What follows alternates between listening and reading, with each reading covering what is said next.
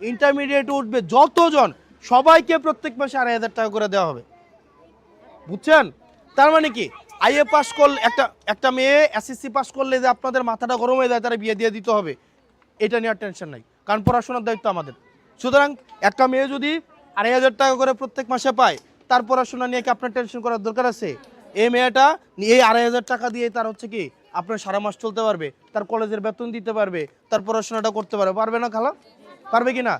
এই কারণে আপনাদের যে একটা ভুল ধারণা আছে যে মায়াদেরকে পড়াশোনা করানো যাবে না, আপনারা এখানে যারা আছেন একদম সত্য করে একটা কথা বলবেন। আমি জিজ্ঞেস করি, আপনারা অনেকে যে পড়াশোনা করেন নাই, এটা আপনাদের একটু খারাপ লাগে না? এখন সত্যি করে বলেন, খারাপ লাগে না?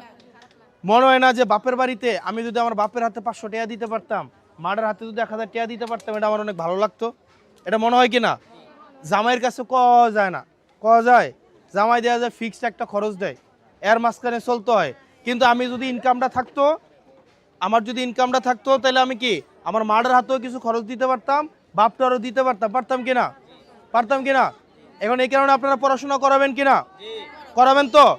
আপনারা কি চারা গাছের একদম চারাটা বড় হওয়ার আগে ফল খেয়ে ফেলবেন, নাকি এটাকে বড় হইতে দিবেন? বড় হইতে দিবেন?